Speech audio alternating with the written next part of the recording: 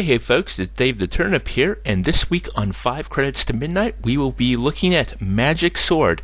If you went near an arcade around the early 90s, you probably have seen this game. It was a staple of most arcades, at home and abroad, since that was about the time frame when I moved from the United States of America over to the sunny beaches of Gold Coast, Australia over here, which I lament a little. I love the cold, other people are different, that's neither here nor there. Anyway, it is a side-scrolling game, which was quite popular at the time.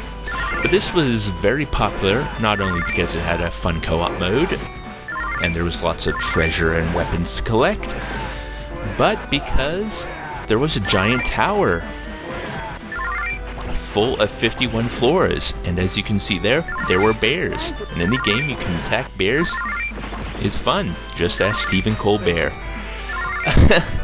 Anyway, this was released by Capcom in 1990.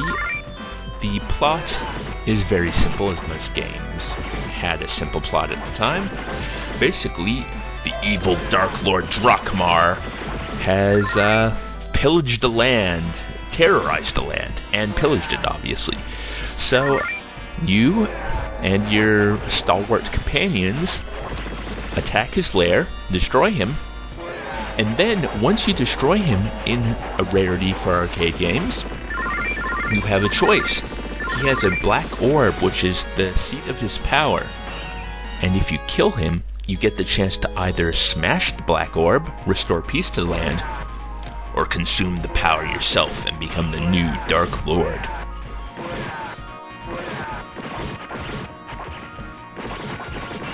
So, in terms of gameplay, there's not much to this, to tell the truth. You travel left, right, you collect keys, you collect treasure. You do have a life bar there, as it isn't like a one-hit kill or anything. As I said before, the fun in this game, I think, is the companion system. Like right now, I have a ninja. How's that for awesome?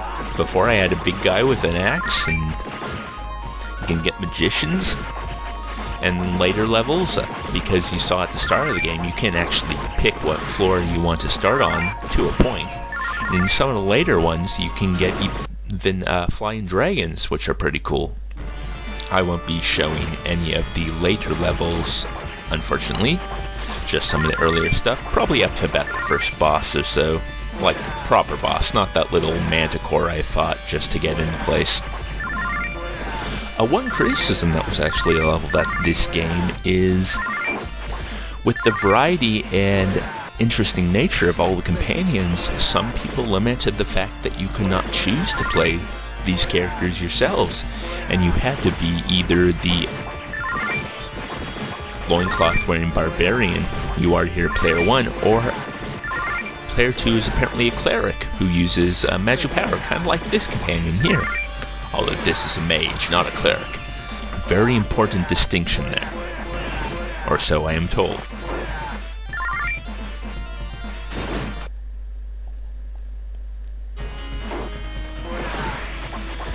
Also, I don't think I've gone into depth about this in 5 Credits to Midnight so far, but in revisiting a lot of arcade games, it's fun to see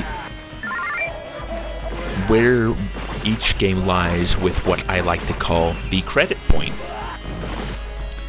Now, the credit point is basically the time when the developers decide to go, okay, you've gotten here based on your skill, now if you want to continue, you're going to have to spend money because we're ramping up the difficulty just to eat quarters. Because, I mean, hey, arcade games, they were built around having the consumer pop as much money in the machine as they could.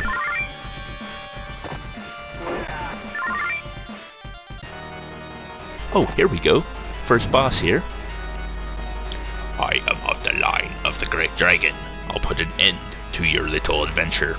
I must say, the English is better than Super Spy. One would hope. Yeah, look at that. I always respect a game that has awesome boss fights.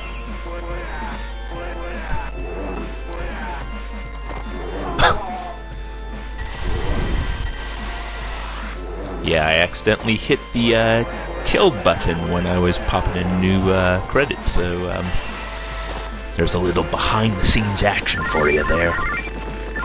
Well, he explodes in a shower of glory and coins. I get a new sword. Yay, new sword!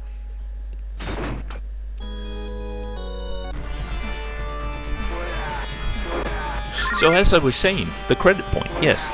So, you know, arcade games were designed to eat as much money from the consumer as they could.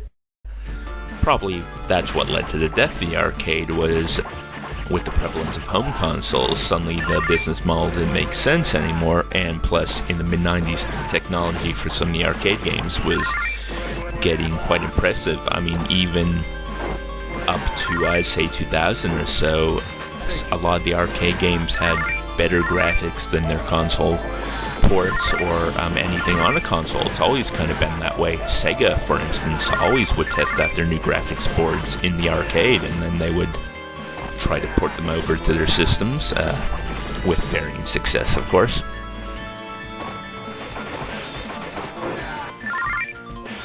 Here in Magic Sword, we haven't quite reached the credit point. If you're smart and skillful player, which I am neither when I play these games, I just kind of power through because I know I have unlimited credits, so why not go nuts? You can get quite far, but, like, just as a test for myself, I loaded up the highest level you can get to at the start of the game, and boom, I think I had to continue twice within the first level, so this game is a little fairer than most, but you are going to reach that point where you go, no more, I've only got a couple quarters in me. So, that was episode 9 of 5 Credits to Midnight. I actually really didn't talk much about the game at all, just kind of side stuff, but hopefully it was an entertaining episode as always. I've got a lot of great games on the list for future episodes. Oh, watch out, Gollum! He's gonna put you in the goo. Oh, now I decide to start talking about the game as he collects giant granite coins. But anyway, I hope you enjoy yourself. As always, tell me what you think in the comments. If you have some games you'd like me to add to my list of future games, please let them be known in the comments as well, and I will check them out. Tell your friends, and I guess I will see you next update. Bye, everyone.